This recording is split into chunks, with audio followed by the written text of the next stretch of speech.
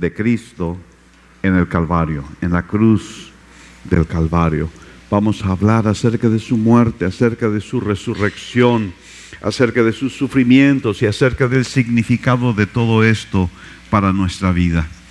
Hay muchas grandes palabras del Evangelio que surgen de la obra de Cristo en la cruz. Las palabras salvación, justificación, expiación, regeneración, redención, santificación, son todas palabras que tienen que ver con lo que Cristo hizo por nosotros en la cruz.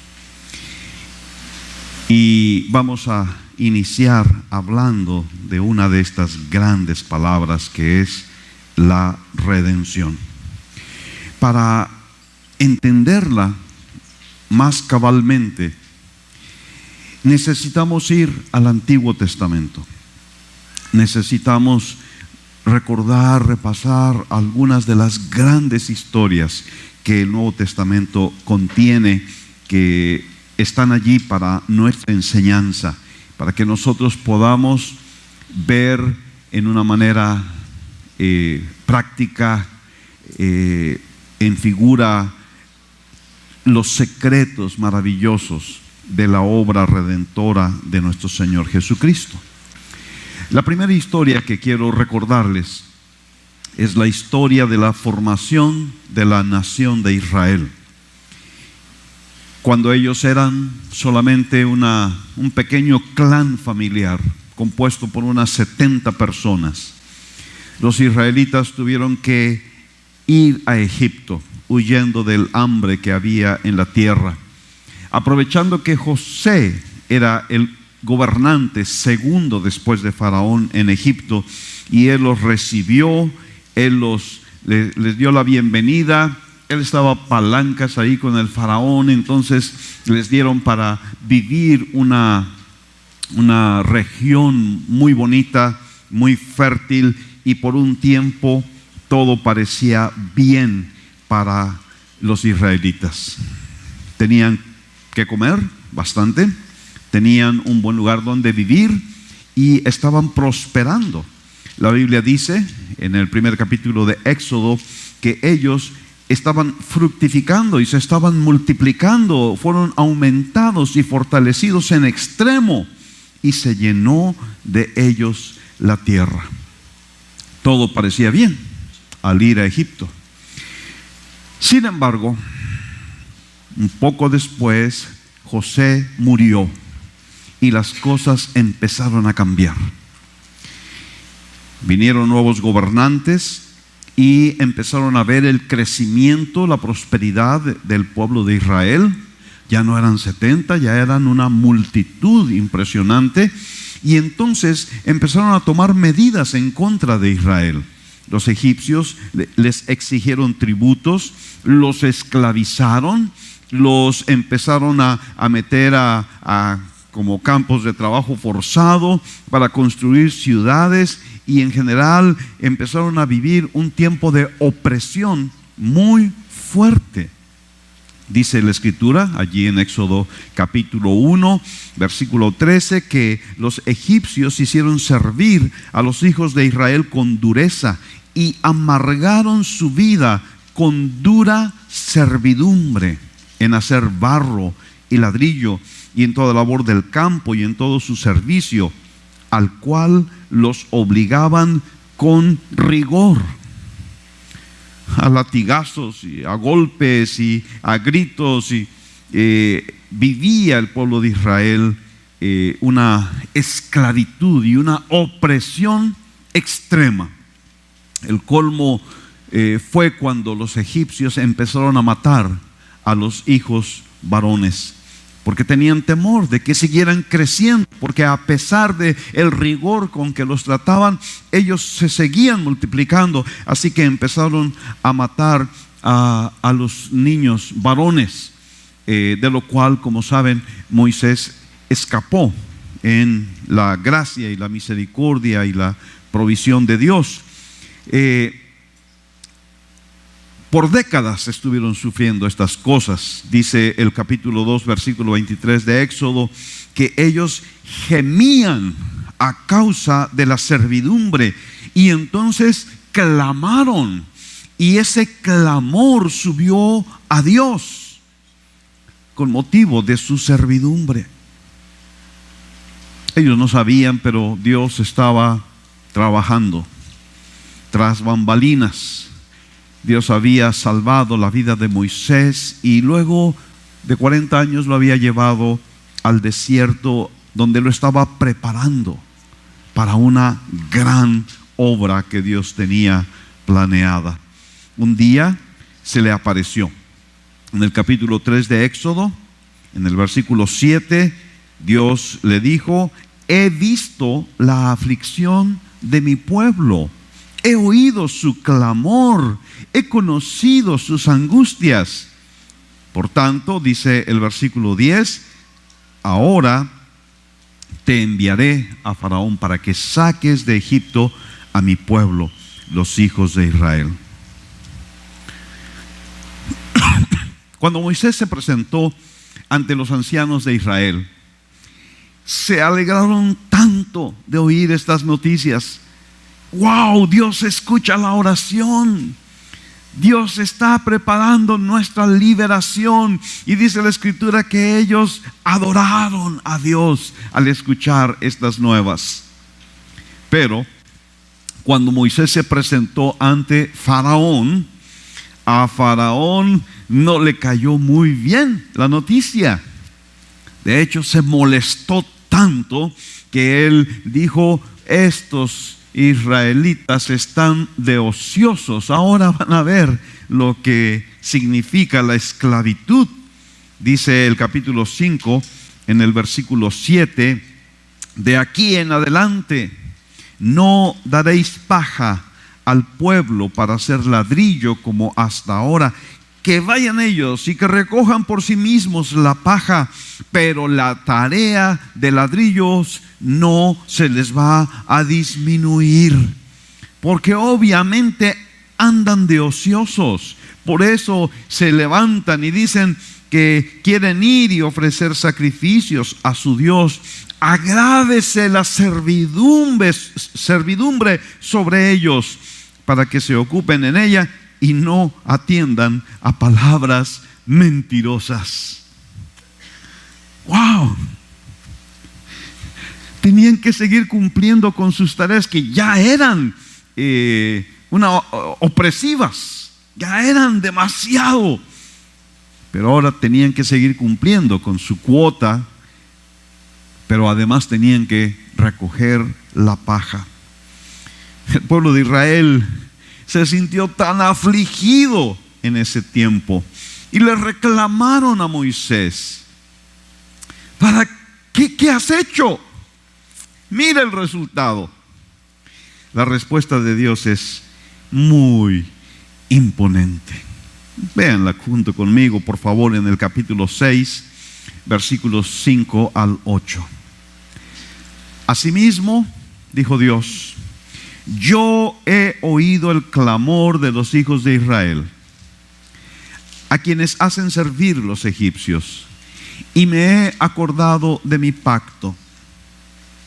Por tanto, dirás a los hijos de Israel: yo soy Jehová, y yo os sacaré de debajo de las tareas pesadas de Egipto, y os libraré de su servidumbre, y os redimiré con brazo extendido y con juicios grandes, y os tomaré por mi pueblo, y seré vuestro Dios, y vosotros sabréis que yo soy Jehová vuestro Dios, que os sacó de debajo de las tareas pesadas de Egipto, y os meteré en la tierra por la cual alcé mi mano jurando que la daría a Abraham, a Isaac y a Jacob, y yo os la daré por heredad. Firma yo Jehová. La palabra redimir que aquí se usa es la palabra hebrea Gaal, que significa redimir, liberar.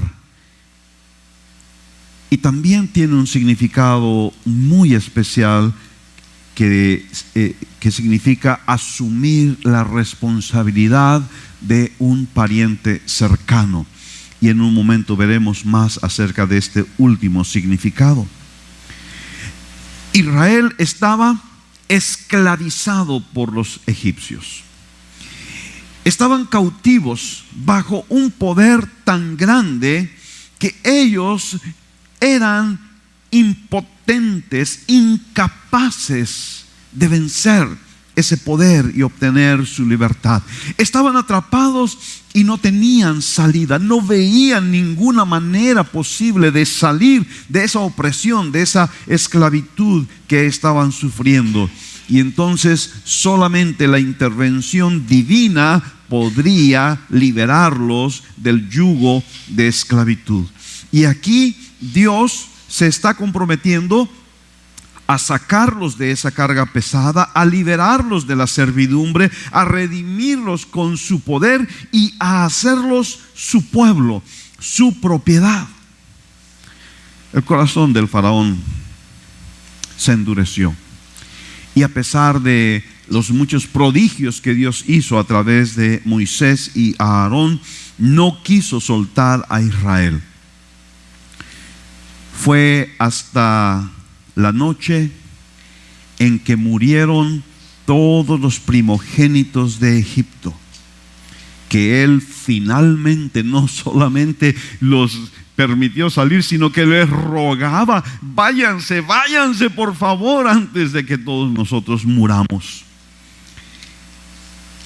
Aquella noche Dios les había dado instrucciones. Debían de tomar un cordero de 1 año sin defecto. Esto está en el capítulo 12, versículos 5 al 7. Y debían de guardarlo hasta el día 14 del mes. Y entonces lo debían de sacrificar. Y entonces debían tomar la sangre de ese cordero sacrificado para ponerla en los 2 postes y en el dintel de las casas en que lo iban a comer. Era la institución del día de la Pascua, cuando Dios pasaría por sobre todas las casas de Egipto. Y dice la Escritura que Jehová pasará hiriendo, esto es el versículo 23, hiriendo a los egipcios, y cuando vea la sangre en el dintel y en los 2 postes, pasará Jehová aquella puerta y no dejará entrar al heridor en vuestras casas para herir. La noche de la liberación fue la noche en que este cordero fue sacrificado y su sangre derramada fue puesta sobre los postes y el dintel de cada puerta del pueblo de Israel. Y entonces aquella noche vino esta grande mortandad. Todos los primogénitos de bestias y de hombres murieron en aquella noche, desde el primogénito de Faraón hasta el primogénito de el más humilde y pobre de los egipcios. Y había un clamor, había un dolor profundo en la nación entera. Y fue la noche en que la nación de Israel nació oficialmente. Fue la noche de la liberación. Por lo menos 2 millones de personas, quizá más, aquella noche salieron para iniciar el camino del éxodo, el camino hacia la tierra prometida. Tiempo después, Dios les dijo a través de Moisés, mientras estaban en el desierto: te acordarás que fuiste esclavo en la tierra de Egipto y que el Señor tu Dios te redimió, y por eso te doy estas ordenanzas el día de hoy, les decía el Señor. Acuérdate que fuiste esclavo y que Dios te redimió. Aquí la palabra redimió es la palabra hebrea padá, que significa redimir, pagar un rescate. Indica que la propiedad de esa persona se transfiere mediante el pago de ese rescate a otra persona. Dios pagó el rescate, Dios pagó el precio para que el pueblo de Israel obtuviera la libertad de la esclavitud. Yo creo que podemos preguntarnos qué habría pasado si alguna de las familias de Israel hubiera escogido no sacrificar un cordero y no poner la sangre en su puerta. ¿Qué habría pasado? Ellos habrían recibido el mismo juicio que los egipcios recibieron. La clave de la redención, la clave de la liberación del pueblo de Israel fue el sacrificio de un cordero y su sangre derramada colocada sobre la puerta de sus casas. Fue aquella noche gloriosa. ¿Pueden imaginar? 2 millones de personas saliendo de aquí, de Monterrey, de Nuevo León, iniciando estas jornadas impresionantes por el desierto. Fue una noche gloriosa que el pueblo de Israel sigue recordando hasta el día de hoy, donde quiera que se encuentran en el mundo, hasta el día de hoy. La nación que nació ese día sigue celebrando esta gloriosa liberación, esta poderosa liberación que Dios hizo para ellos. Por eso Dios tiene todo el derecho de ver a Israel como su propiedad. Y en toda la Escritura vemos esto reflejado en los cánticos y en las alabanzas de Israel. Isaías 47:4 dice: nuestro Redentor, Jehová de los ejércitos es su nombre, el Santo de Israel. En Jeremías 31:11 dice: porque Jehová redimió a Jacob, lo redimió de la mano del más fuerte que él. Isaías 43:1 dice: ahora así dice Jehová, creador tuyo, oh Jacob, y formador tuyo, oh Israel, no temas, porque yo te redimí, te puse nombre, mío eres tú. La obra de redención tuvo como resultado la liberación de Israel y el pasar a ser propiedad de Dios, pueblo de Dios. Dios tiene el derecho de propiedad sobre su pueblo Israel. Una liberación increíble, impresionante. No ha ocurrido así con nuestra querida nación. Aquí los pueblos indígenas fueron sometidos a una esclavitud bárbara bajo los españoles y hubo una guerra de independencia después de 300 años, pero esa guerra de independencia no significó la liberación de aquellos pueblos indígenas, sino que siguieron esclavizados ahora bajo los gobernantes nacionales, y eso dio lugar luego a la revolución, donde los campesinos y los indígenas volvieron a luchar por su liberación. Y la verdad no sé si a estas alturas esa liberación ha sido realmente consumada, porque lamentablemente hemos tenido gobiernos a lo largo de nuestra historia que no han buscado el beneficio del pueblo, sino que en su gran mayoría han buscado más bien el beneficio personal. Pero bueno, Israel fue liberado, Israel fue redimido, y la clave fue el sacrificio de aquel cordero de un año sin defecto. Ahora, la palabra Gaal que habíamos mencionado tiene entre uno de sus significados el asumir el papel de un pariente, es decir, actuar en favor de un pariente que está en problemas o en peligro. Levítico 25 establece los principios que rigen la relación del pariente cercano con aquel que está en problemas. Dice el versículo 25, Levítico 25, 25.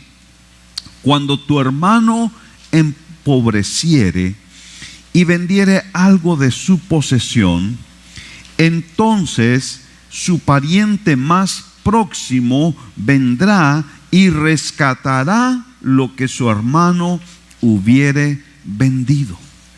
Esta es la ley del pariente cercano. Cuando uno en el pueblo de Israel ha llegado a un estado de pobreza tal que se ha visto obligado a vender su heredad, entonces un pariente cercano tenía el derecho y la responsabilidad de intervenir y de rescatar esa propiedad que se había perdido. Para el pueblo de Israel era muy importante que la propiedad permaneciera en manos de la familia y su descendencia, que eso no se perdiera.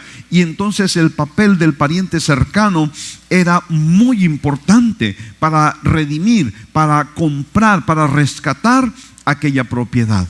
Y esto, yo creo, está muy enraizado en el corazón del pueblo judío, porque ellos son un pueblo que se ayuda mutuamente de una forma impresionante. Cuando alguien hay que ha empobrecido entre ellos, los demás van a ir y van a ayudarlo y van a rescatarlo y van a sacarlo adelante y hasta verlo libre de toda deuda y en el camino de prosperar.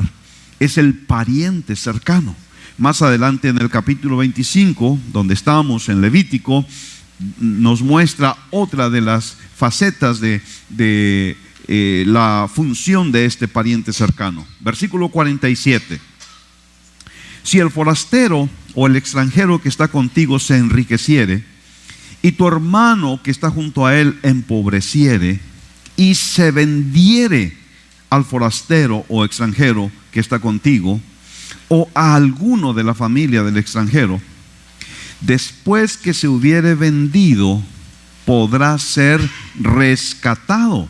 Uno de sus hermanos lo rescatará, o su tío, o el hijo de su tío lo rescatará, o un pariente cercano de su familia lo rescatará, o si sus medios alcanzaren, él mismo se rescatará. En la ley de Dios está establecido esto de que un hijo del pueblo de Israel no debe permanecer en esclavitud. Debe de ser redimido, debe de ser rescatado. Quizá, y esta es la provisión que aquí se hace, quizá ha llegado a una situación económica tan difícil en su vida que se ve en la necesidad de venderse como esclavo a un forastero, a un extranjero. Pero entonces el pariente cercano tiene que intervenir para pagar el precio del rescate y para obtener su liberación. Esto está bellamente ilustrado en la historia de Ruth, que es la otra historia que queremos recordar el día de hoy. En tiempo de hambre, igual que a la familia de Jacob, en tiempo de hambre, ahora Noemí y su esposo y sus dos hijos fueron a Moab buscando una solución para ese problema. Pero estando en Moab, el esposo de Noemí murió. Sus dos hijos encontraron esposa allá entre las moabitas y se casaron, y por unos 10 años estuvieron más o menos bien. Pero entonces los dos hijos también murieron y dejaron 3 viudas desamparadas y hundidas en la mayor de las pobrezas. Estas 3 viudas sin esperanza y llenas de amargura iniciaron, porque Noemí sintió que era lo que debía de hacer, el camino de regreso a la tierra de Judá, donde ellos vivían originalmente. Y ya saben ustedes la historia. Una de las nueras, Orfa, prefirió quedarse. Vio que las perspectivas de vida, si seguía a Noemí, no eran muy buenas que digamos. Pero Ruth decidió ir con ella. No me ruegues que te deje, fueron sus palabras. Cuando llegaron a la tierra de Judá, entonces la gente se asombró de ellas.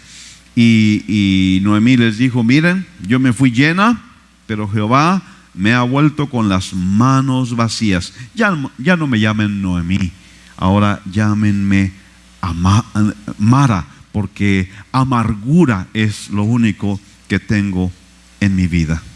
Eran tan pobres que tuvieron que ir a recoger las espigas que quedaban en el campo después de que los segadores recogían la cosecha.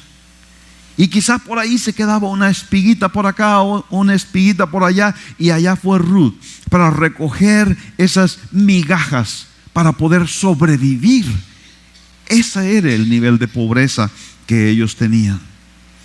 Resultó que el campo donde Ruth fue a levantar esas espigas le pertenecía a un pariente cercano del que había sido esposo de Noemí, de Elimelech.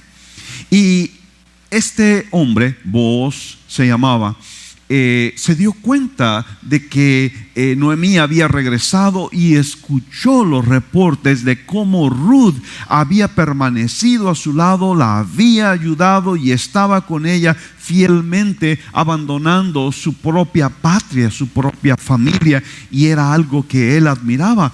Así que cuando vio a esta joven recogiendo las espigas, él preguntó: ¿quién es esta muchacha? Y él lo supo. Y Noemí, dice la escritura, que halló gracia delante de Booz. Entonces lo que Booz dijo a sus segadores, les dijo: miren, cuando vayan recogiendo la cosecha, tiren espigas en el camino para que ella las pueda recoger, y nada de que hagan ningún comentario, no la van a avergonzar. Y Ruth estaba sorprendida de tantas espigas que estaban quedando en el camino, y llegó con Noemí con su cargamento grande de espigas, y Noemí le preguntó qué pasó. Y entonces dijo: es que él es uno de los parientes cercanos que nos puede redimir.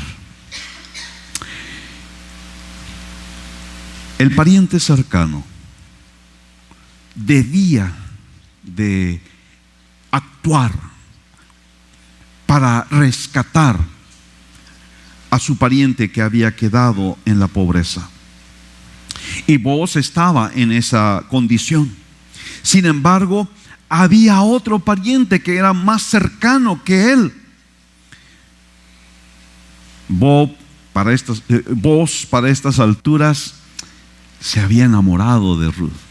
Entonces había un interés por allí, pero él dijo: no puedo yo usurpar el derecho del pariente más cercano. Así que lo llamó delante de los líderes del pueblo, de los ancianos, y presentó el asunto.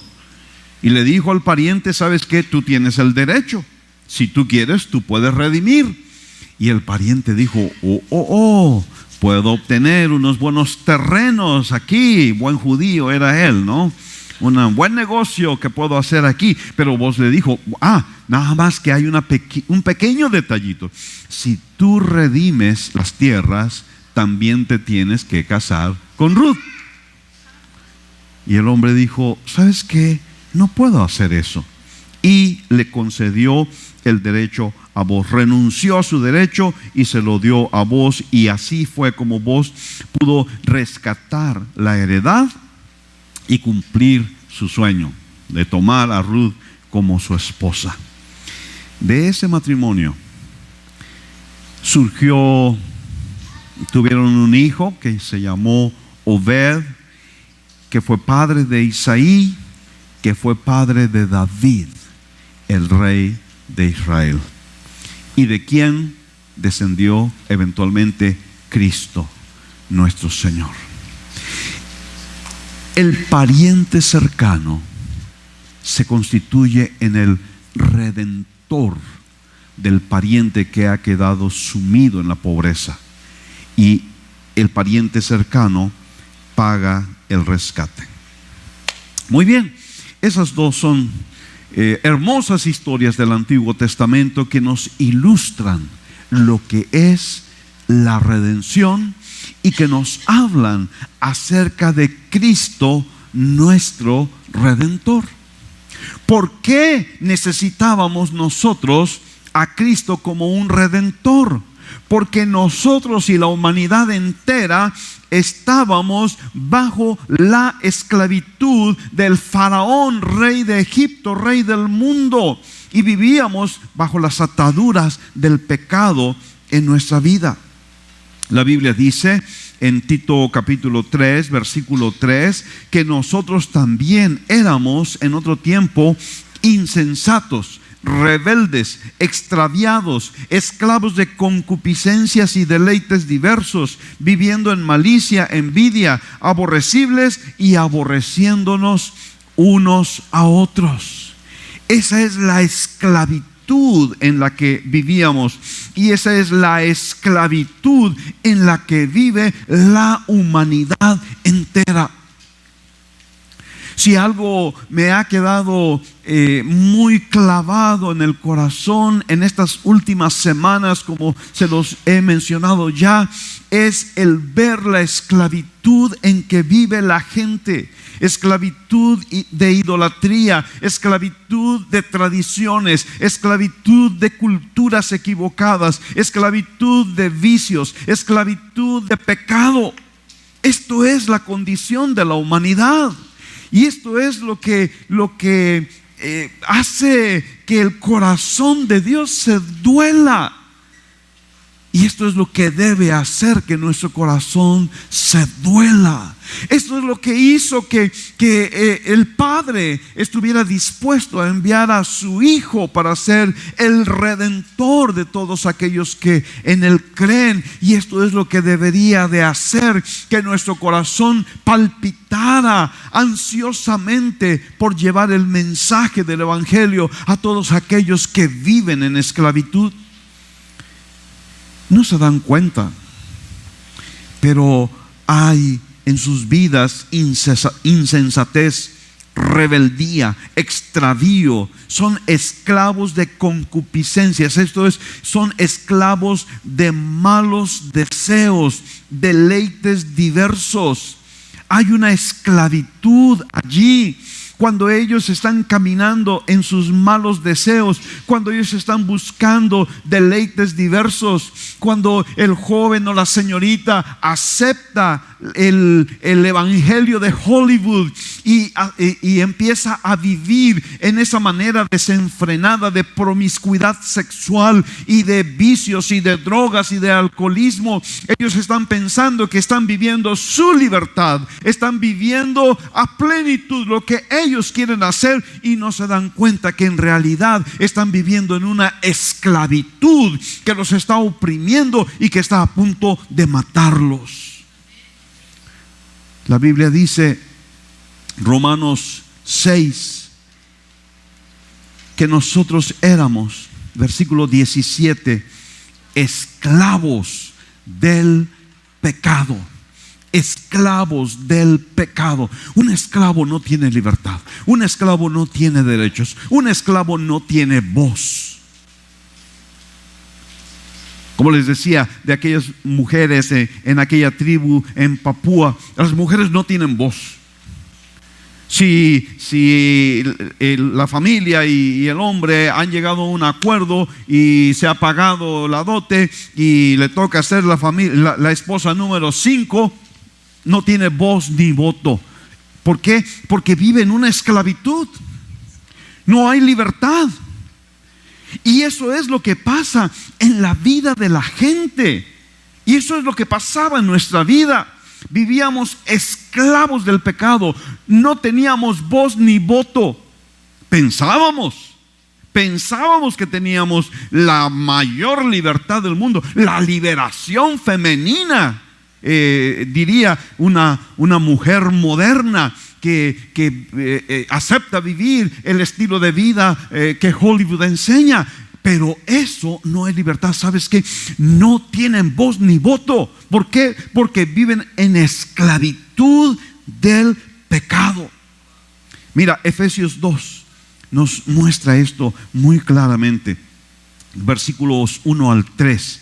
Él nos dio vida a nosotros cuando estábamos muertos en delitos y pecados, en los cuales anduvisteis en otro tiempo, siguiendo la corriente de este mundo, conforme al príncipe de la potestad del aire, el espíritu que ahora opera en los hijos de desobediencia, entre los cuales también nosotros vivimos en otro tiempo en los deseos de nuestra carne, haciendo la voluntad de la carne y de los pensamientos, y éramos por naturaleza hijos de ira, lo mismo que los demás. En realidad no es nuestra voluntad lo que estamos haciendo cuando vivimos en el pecado. Estamos haciendo la voluntad del príncipe de la potestad del aire, la voluntad del diablo.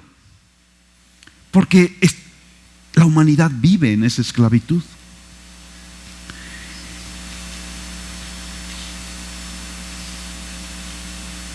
Les mencioné, Claudia aconsejó a esta muchacha de 20 años allá en Agua Nueva. Y al inicio de la plática me decía Claudia, la muchacha parecía como que hasta estaba feliz con su situación de vida. Y su situación de vida era de que a los 20 años había sido abandonada por su esposo, que se fue con su amiga, y su esposo que le gusta el baile y el alcoholismo y todo, y a ella también, y se queda con sus hijos y tiene que mantener a su esposa, y su perspectiva de vida es que pues estoy buscando chamba en un bar. Y para ella eso era lo normal. Para ella eso era la vida para la cual ella estaba destinada, y hasta sonaba un tanto contenta de la vida que ella tenía. Estoy bien. Pero al seguir hablando con ella y aconsejándola, entonces ella empezó a darse cuenta de que esa no es la clase de vida para la cual Dios la creó. Ella está viviendo en una cultura, está viviendo en una esclavitud. Y realmente creo que se los he dicho ya, he estado tan enojado en contra de la cultura, en contra de la esclavitud, en contra de la idolatría, en contra de la iglesia tradicional, caminando en contubernio con los vendedores de alcohol y los promotores de vicios, que tienen a nuestros pueblos en esclavitud y que tienen a la humanidad entera en esclavitud. Y ellos llegan a pensar, eso es lo normal, vivir en esclavitud, no tener derechos, no tener perspectivas de vida.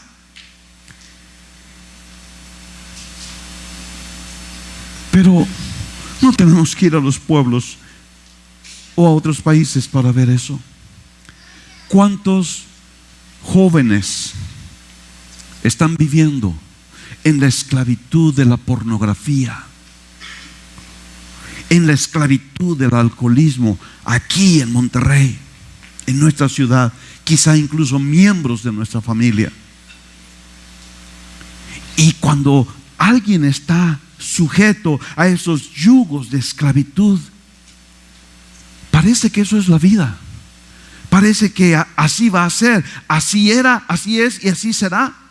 No hay otra perspectiva de vida, porque la esclavitud corta de tajo toda esperanza de una vida diferente, de una vida mejor. El alcohólico no se puede liberar del vicio del alcohol. El que está bajo las cadenas de la pornografía, por más que pudiera esforzarse, no puede liberarse de las cadenas de la pornografía. Vive una esclavitud. El faraón en Egipto ha determinado incrementar el yugo de esclavitud para que no anden de ociosos y no hagan caso de palabras mentirosas, les dijo.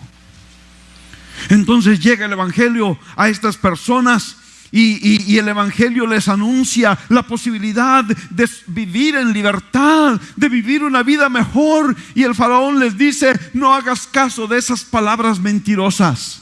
Eres esclavo y siempre lo serás. Nunca te podrás liberar del pecado. Nunca te podrás liberar de la pornografía. Nunca te podrás liberar de vivir en promiscuidad sexual. Nunca te podrás liberar de los vicios y de los malos hábitos que tienes en tu vida. No escuches esas palabras mentirosas de esos predicadores fanáticos que están locos. Eres esclavo y siempre vivirás como un esclavo.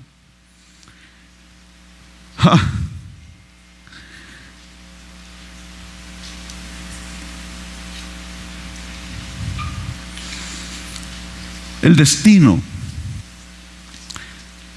de aquellos que viven esclavos al pecado es terrible.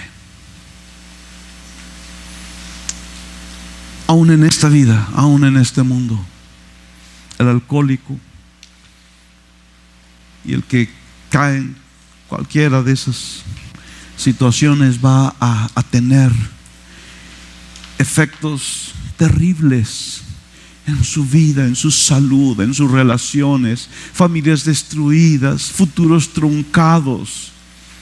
Pero el efecto eterno es aún peor. Dice la Escritura en 2 de Tesalonicenses capítulo 1 que un día el Señor Jesús se manifestará desde el cielo con los ángeles de su poder. Versículo 8: en llama de fuego, para dar retribución a los que no conocieron a Dios ni obedecen el evangelio de nuestro Señor Jesucristo, los cuales sufrirán pena de eterna perdición, excluidos de la presencia del Señor y de la gloria de su poder. La paga del pecado es muerte. Hay muerte para todo hombre y toda mujer que vive bajo la esclavitud del pecado. Hay muerte. Y no solamente una muerte física, una muerte aquí y ahora. No solamente dolor y tragedia, lágrimas en este mundo, pero hay una eterna perdición. Que a veces nos enfocamos en el sufrimiento que la Biblia describe que habrá en la muerte segunda, en el infierno y en el lago de fuego, donde serán atormentados día y noche por la eternidad. Y eso es terrible, por supuesto. Pero lo más terrible es estar excluidos de la presencia del Señor y de la gloria de su poder por la eternidad. Por eso es tan urgente, por eso es tan importante que tú y yo nos levantemos para proclamar el mensaje del evangelio a todos aquellos que viven en esta esclavitud alrededor de nosotros, en tierras cercanas y en tierras lejanas. Nuestro corazón tiene que conmoverse. Tenemos que ir a agua nueva otra vez. Hay tanta esclavitud. Tenemos que ir a aquel pueblo de Morelos otra vez. Muchas veces hay tanta esclavitud. Hay tantos que están muriendo en vida. Hay tantos que están viviendo una vida infructuosa, una vida sin esperanza, una vida en la cual no tienen voz ni voto. Simplemente están siendo llevados al matadero por el pecado y por el diablo que está atrás de ello. El mundo necesita que de la casa de mi Padre se levanten hombres y mujeres, jóvenes y adultos, niños inclusive, que puedan llevar una palabra de esperanza para esas personas, que puedan decirles: hay una vida mejor para ti. Dios te diseñó para algo mejor que esto que estás viviendo. Por esto vino Cristo.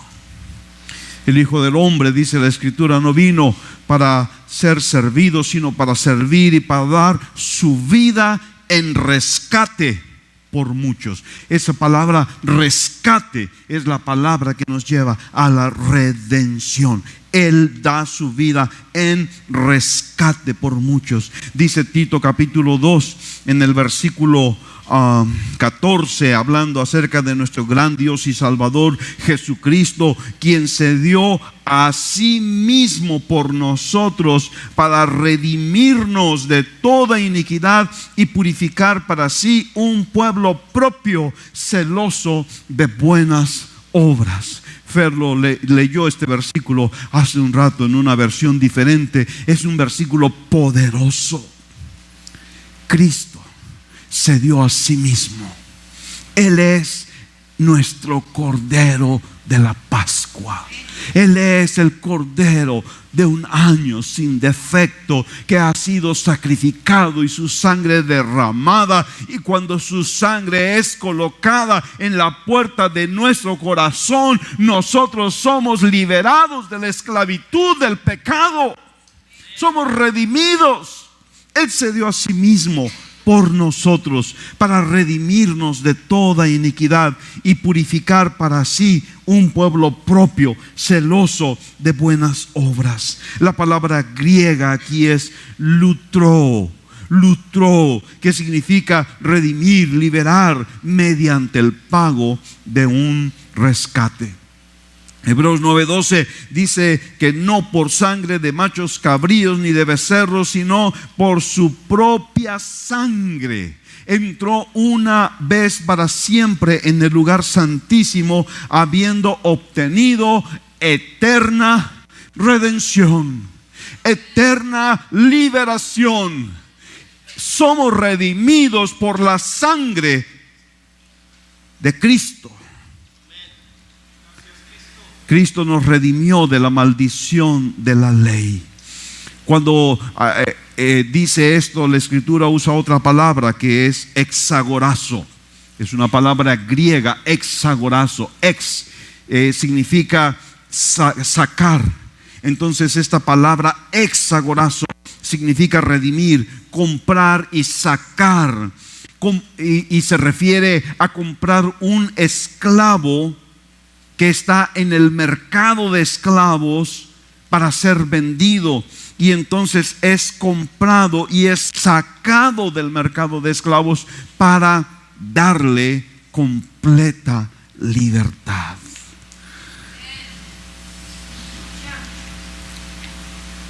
El mundo vive en esa clase de esclavitud.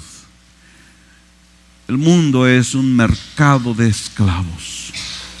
Y ahí están, con cadenas, con grilletes, con ataduras en sus vidas, sin tener esperanza de libertad. Pero la Biblia nos dice, 1 Pedro capítulo 1, versículo 18, sabiendo que fuisteis rescatados de vuestra vana manera de vivir, la cual recibisteis de vuestros padres, no con cosas corruptibles como oro o plata, sino con la sangre preciosa de Cristo, como de un cordero sin mancha y sin contaminación.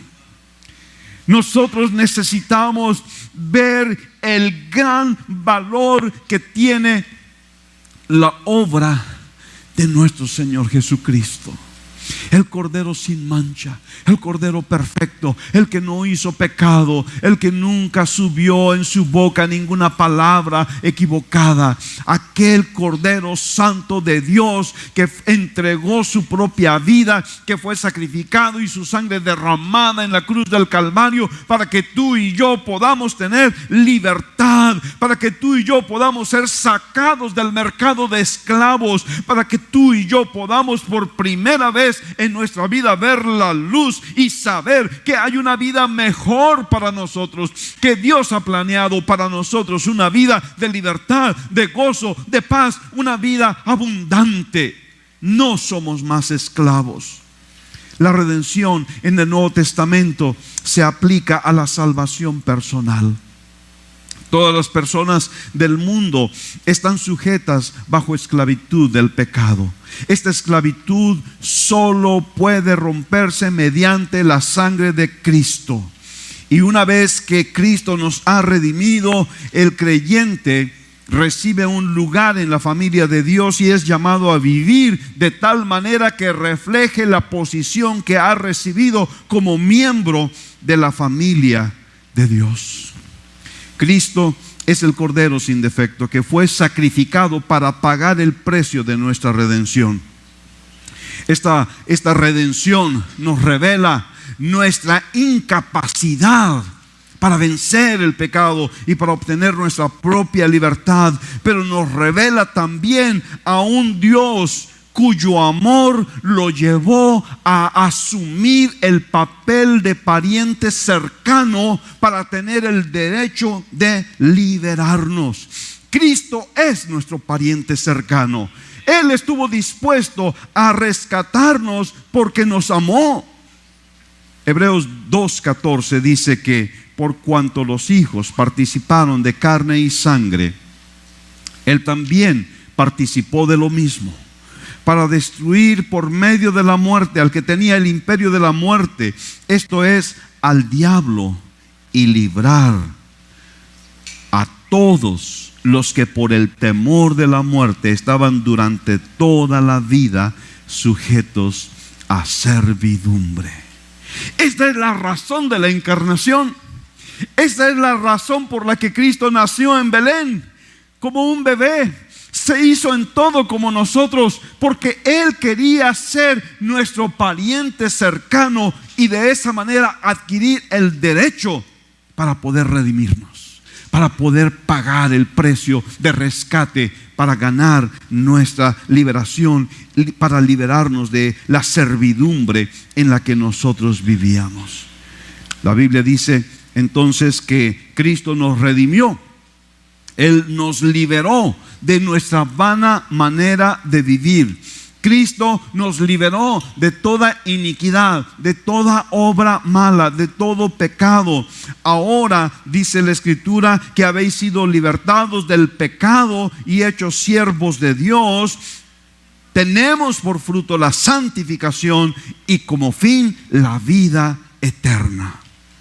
Redención revela la condición original de la persona. Era un esclavo. Redención nos enseña el precio de la redención, la sangre de Cristo. Y redención nos muestra el resultado de la obra de Cristo. Somos liberados, ya no somos esclavos del pecado, ahora somos siervos de Cristo. Estas son las buenas nuevas. Estas son las buenas nuevas.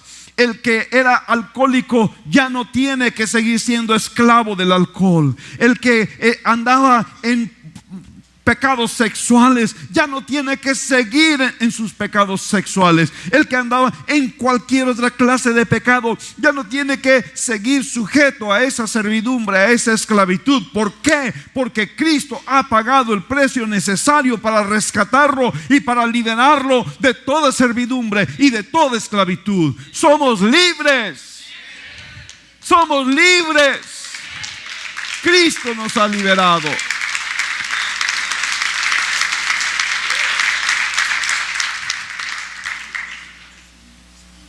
En la eternidad hay un canto, hay una expresión increíble, maravillosa, en Apocalipsis capítulo 5, versículo 9. Dice que cantaban un cántico nuevo, diciendo: digno eres, Cristo, digno eres de tomar el libro y de abrir sus sellos, porque tú fuiste inmolado y con tu sangre nos has redimido para Dios de todo linaje y lengua y pueblo y nación. Este es el cántico que se entonará en los cielos, en la presencia de nuestro Redentor. Juan lo vio. ¿Y qué es lo que vio? Vio un cordero como inmolado. vio a aquel que estuvo dispuesto a descender de su gloria para hacerse como uno de nosotros, para ser nuestro pariente cercano, y para redimirnos, para darnos libertad. Y entonces el canto se levanta: digno eres, porque fuiste inmolado, y con tu sangre nos redimiste, nos compraste, decretaste nuestra libertad. De todo linaje, de toda lengua y de toda nación. Me gozo tanto de tener el privilegio y la oportunidad de haber viajado por 3 países diferentes y luego terminar aquí visitando estos pueblos mexicanos. 4, 5, 6 idiomas diferentes escuchamos en este viaje.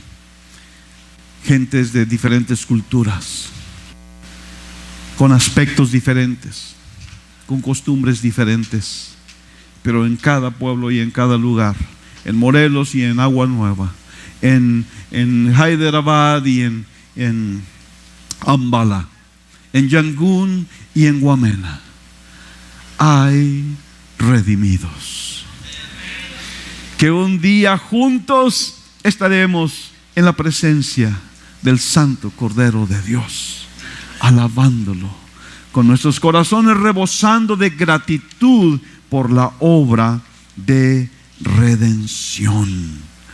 Aleluya, aleluya. Gracias, Señor. ¿Sabes qué? Es de la mayor urgencia que nos levantemos para predicar estas buenas nuevas al mundo que muere sumido en la esclavitud más perversa. Un día cantaremos en el cielo. Hoy cantamos aquí acerca de nuestro Redentor. Y eso es tan glorioso, eso es tan maravilloso. Pero ¿saben qué? No estamos completos. Nos hacen falta muchas hermanas y hermanos que viven alrededor de nosotros en esta ciudad. Nos hacen falta muchos de estos que han vivido en esclavitud, que están viviendo en esclavitud, que no saben cómo salir de esa prisión.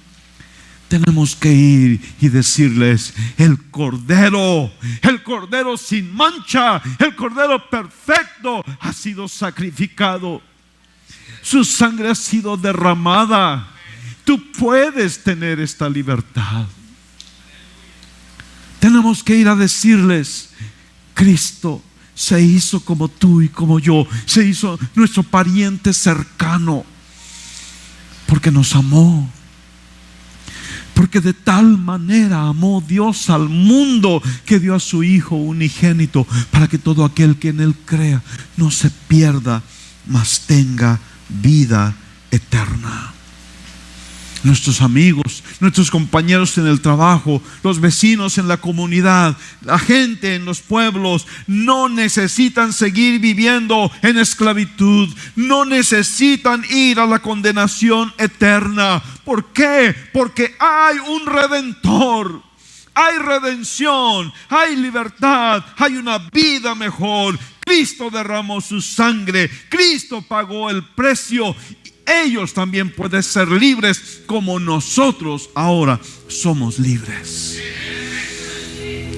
Quiero pedirles que se pongan de pie, por favor.